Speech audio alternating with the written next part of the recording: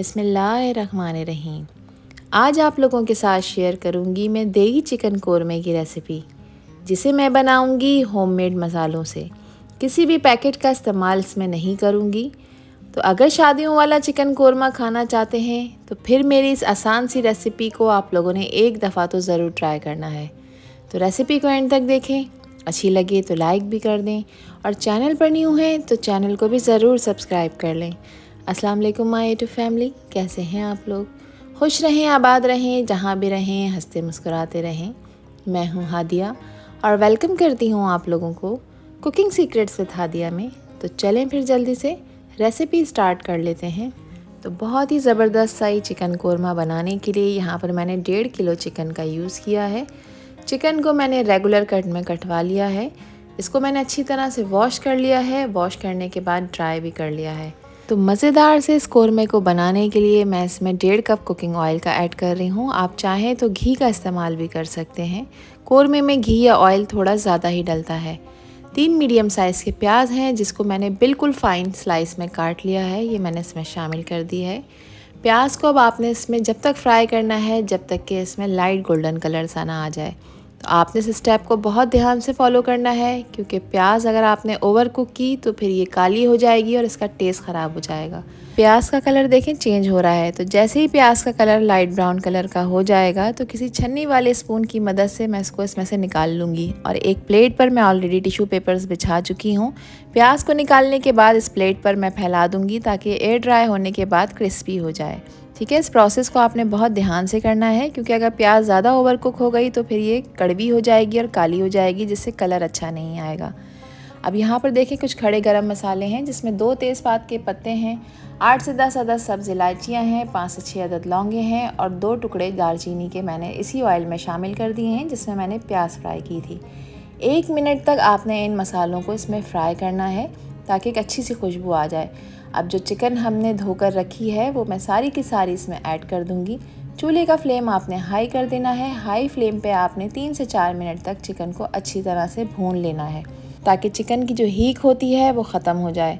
जब चिकन का कलर इस तरह से वाइट होना शुरू हो जाएगा तो 2 टेबल स्पून अदरक लहसुन का पेस्ट है वो मैंने इसमें शामिल कर दिया है। 1 से 2 मिनट तक आपने इसको मज़ीद भूनना है। फ्लेम आपने हाई रखना है। अब इसमें कुछ मसाले ऐड कर लेते हैं। तो सबसे पहले मैं 1 टीस्पून इसमें पिसी लाल मिर्चों का ऐड करूंगी। मिर्चों की क्वांटिटी कम ज़्यादा कर सकते हैं आप लोग अपने टेस्ट के अकॉर्डिंग। इसके अलावा हाफ़ टी स्पून मैं इसमें हल्दी पाउडर का ऐड करूंगी। 1 टीस्पून इसमें ऐड करूंगी पिसा हुआ धनिया पाउडर और शामिल करेंगे इसमें 1 टीस्पून कश्मीरी लाल मिर्च। इससे कलर बहुत खूबसूरत आएगा। 1.5 टीस्पून यानी कि 1.5 टीस्पून मैं इसमें नमक का ऐड कर रही हूँ। नमक की क्वांटिटी भी आप लोग अपने टेस्ट के अकॉर्डिंग रखिएगा, कम या ज़्यादा जितना आपने खाना है।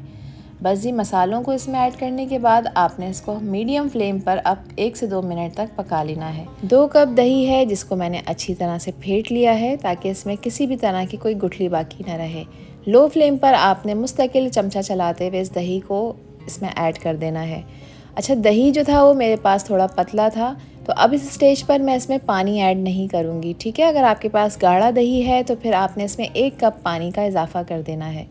तो अब देखिए मीडियम फ्लेम पे तमाम चीज़ों को मिक्स करने के बाद मैं इसको पकाऊंगी जब तक कि गोश्त 80% तक गल नहीं जाता। तो कवर लगाएंगे और तकरीबन 15 मिनट के लिए इसको गलने के लिए छोड़ देंगे। अब जो प्याज हमने एयर ड्राई करने के लिए टिश्यू पेपर पर फैलाई थी, देखें क्रिस्पी हो चुकी है।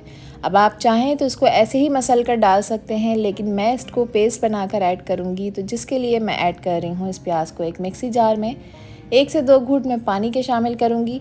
कवर लगाएंगे और इसको ग्राइंड करेंगे और एक इसका स्मूथ सा पेस्ट बनाकर तैयार कर लेंगे। तो प्याज का पेस्ट देखें मैंने बनाकर तैयार कर लिया है। इसके अलावा मैं इसमें कुछ ड्राई फ्रूट ऐड करूँगी जिससे बहुत क्रीमी टेक्सचर आएगा इस कोरमे का। 6 अदद काजू हैं और 6 से 7 बादाम हैं जो कि मैं इसमें शामिल करूँगी। इसको ऐड करने से कोरमे में एक बहुत ही क्रीमी टेक्सचर आ जाएगा। तो यहाँ पर देखें 15 मिनट के बाद मैंने कवर हटाया है और चिकन माशाल्लाह से 80% तक गल चुकी है। इसमें आपको अभी काफ़ी ग्रेवी भी नज़र आ रही होगी। अब जो प्याज का पेस्ट मैंने बना कर रखा है ना, वो मैं इसमें ऐड कर दूँगी।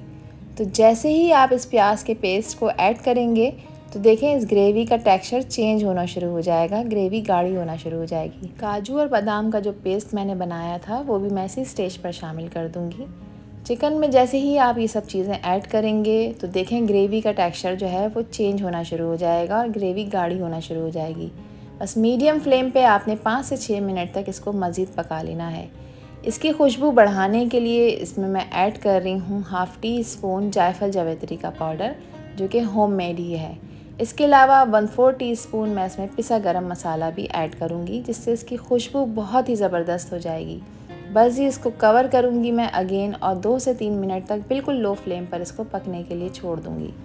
2 मिनट बाद इसका कवर हटाएंगे और 2 मिनट के बाद खुशबू ही खुशबू फैल जाएगी। तो 1 टेबल स्पून मैं इसमें ऐड कर रही हूँ केवड़ा वाटर। स्टेप ऑप्शनल है, आप चाहें तो इसको स्किप भी कर सकते हैं। तो इस वीडियो को देखने के बाद बेहतरीन जायकेदार चिकन कोरमा बनाना अब आपके बाएं हाथ का खेल है। और आप माशाल्लाह से यहाँ पर इस कोरमे की लुक चेक करें, इसका टेक्सचर चेक करें, इसकी ग्रेवी चेक करें, कितनी ज़बरदस्त दानेदार सी बनकर तैयार हुई है, जिसको हमने बहुत ही कम टाइम में बहुत ही आसानी के साथ तैयार किया है। चिकन जो इसमें हमने ऐड की है वो भी मुकम्मल गल चुकी है और जो मसाले हैं उसका फ्लेवर चिकन के अंदर तक गया है। तो इस मज़ेदार से कोरमे को खाने के लिए आपको किसी भी शादी का इंतज़ार करने की ज़रूरत नहीं है। जब भी दिल चाहे तो झटपट आसानी के साथ इस मज़ेदार से कोरमे को घर में बनाएं और इन्जॉय करें। इसे सर्व करें आप गरम गरम तंदूरी नान के साथ, जो कि इसके जायके को मज़ीद दुबाला कर देगा। तो रेसिपी ट्राई करें और अपना कमेंट सेक्शन में फ़ीडबैक भी शेयर किया करें कि मेरी रेसिपीज़ आप लोगों को कैसी लगती हैं। मैं उम्मीद करती हूँ कि ये रेसिपी और वीडियो आप लोगों को पसंद आई होगी। पसंद आई हो तो इसको लाइक और शेयर ज़रूर करिएगा। आपसे फिर मिलूँगी इंशाल्लाह एक न्यू वीडियो में एक न्यू रेसिपी के साथ। जब तक हादिया को दीजिए इजाज़त। अपना बहुत सारा ख्याल रखिएगा, अपनों का भी ख्याल रखिएगा और मुझे भी अपनी प्यारी दुआओं में याद रखिएगा। अल्लाह हाफ़िज़, अल्लाह निगहबान।